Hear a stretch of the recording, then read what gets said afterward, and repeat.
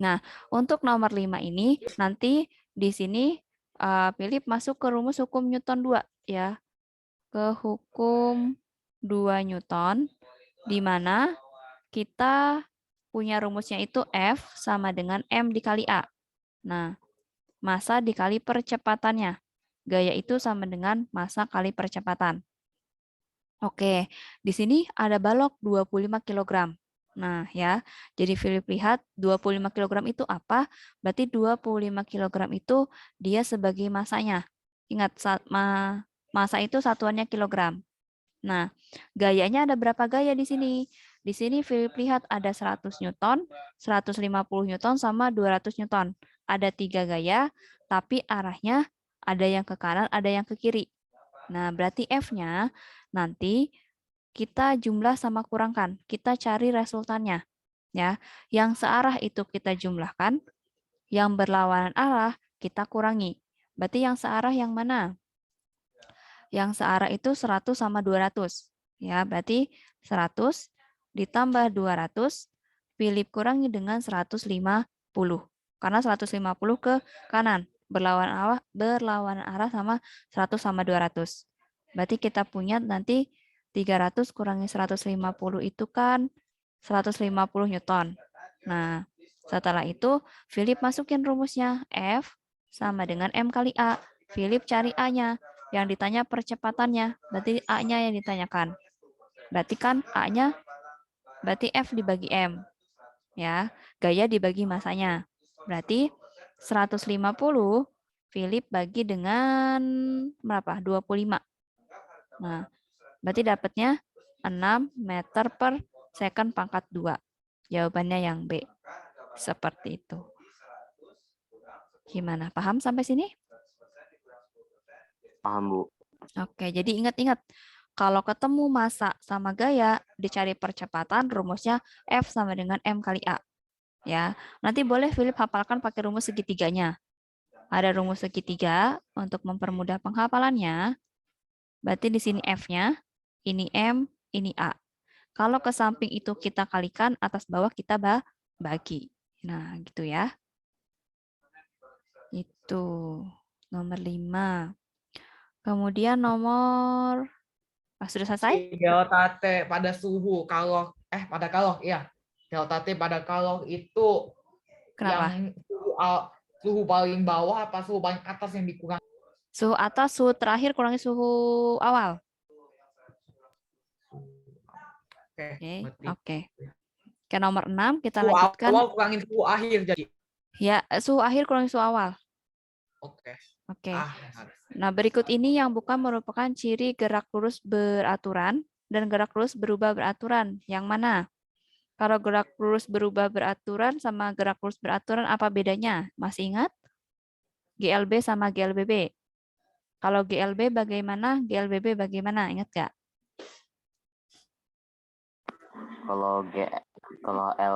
Kalau GLBB kecepatannya tetap, kecepatannya berubah. Oke, kalau GLBB berarti percepatan tetap, kecepatannya berubah. Oke, berarti kalau terus di bawah GLBB tadi A tetap, ya A percepatan, V-nya berubah. Kalau GLB gimana?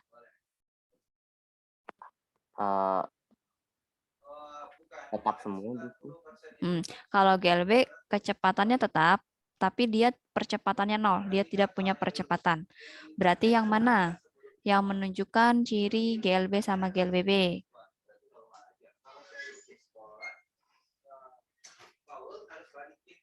A, B, C, D.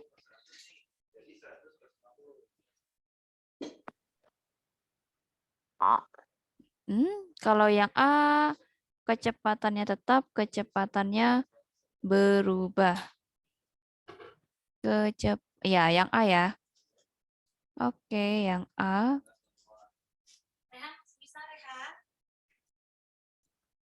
Oke, tapi yang B juga memenuhi ya. Yang bukan. Maaf, kakak salah. Yang bukan di sini. Yang bukan cirinya. Berarti yang A kan betul. A cirinya. Yang B juga percepatannya 0. Kalau GLB percepatannya 0. GLBB percepatannya tetap. Ini juga betul. Nah, berarti ini yang salah. Philip cari yang salah yang mana? Lintasannya sama-sama lurus nggak? Kalau GLB sama GLBB. Iya kan? Kan namanya juga gerak lurus Iya, kalau beraturan. GLBB iya. Sama gerak lurus berubah beraturan. Berarti yang bukan itu yang C ya. Tadi kakak nggak baca yang bukannya. Nah, itu nomor 6, oke? Oke, sampai sini ada pertanyaan dulu?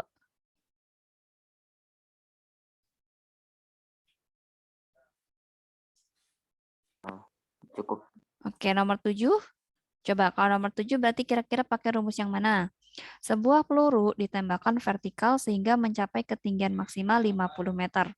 Jika diketahui massa pelurunya 1.500 gram dan percepatan gravitasi bumi adalah 10 meter per second pangkat 2, maka besar energi kinetik pada ketinggian 40 meter adalah titik-titik. Nah, kira-kira pakai rumus yang mana untuk soal nomor 7? Masih ingat nggak?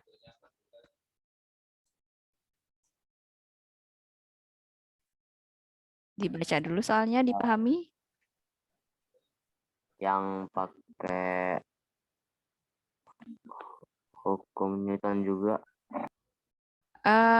Ini pakainya hukum kekekalan energi mekanik. Ingat kalau energi mekanik itu seperti apa? Saya kasih tahu Ciboy. Apa, Jason? Setengah mv kuadrat plus mgh sama dengan setengah mv kuadrat min mgh. Benar nggak? Ya, kakak mau lanjutin ya. Itu kamu juga ada tadi soal kayak gitu ya. Iya, aku juga kayaknya ada nggak ya? Aku nggak tahu. Nah, ini kakak jelasin untuk di samping sini ya. Bentar kakak bawa ke bawah dulu biar enak penjelasannya. Oke. Kakak coba jelasin di sini. Oke. Nah, di sini. Nah, ini awalnya kan kita punya sebuah peluru ya. Si peluru itu ditembakkan vertikal sehingga mencapai ketinggian maksimalnya 50 meter. Berarti kita punya peluru, dia ke atas, dia mencapai titik tertinggi sebesar 50 meter.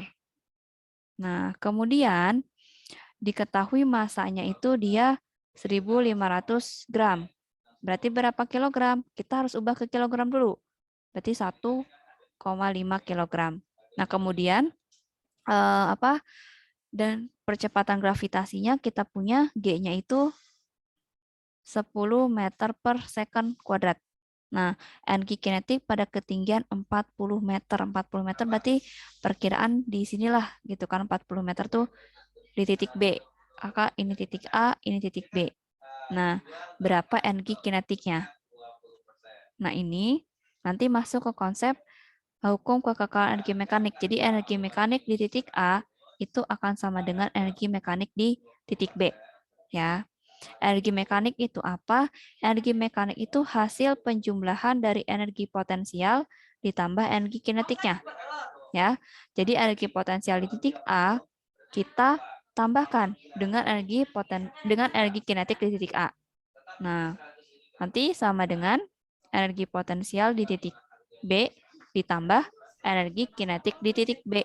Nah, di titik B itu yang tingginya 40 meter. Kalau di titik A itu yang tingginya 50 meter. Ya. Jadi, yang dicari sama Philip itu energi kinetik di titik B. Pas ketinggiannya 40 meter. Sampai sini dulu paham soalnya, Philip? Pemahaman soalnya? Oke, kakak lanjutkan ya. Nah, berarti apa yang harus Philip lakukan? Philip berarti masukin ke rumusnya dulu.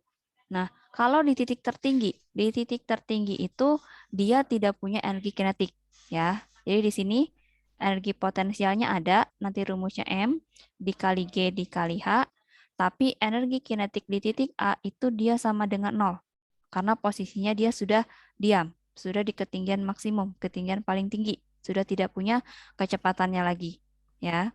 Jadi kita masukin di sini M dikali G dikali ketinggian di titik A ditambah 0.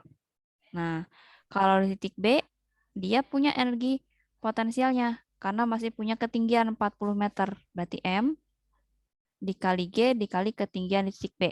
Nah, karena yang dicari energi kinetiknya, berarti ini tetap ditulis energi kinetiknya saja sama Philip. Ya. Nah, berarti kita masukin masanya berapa?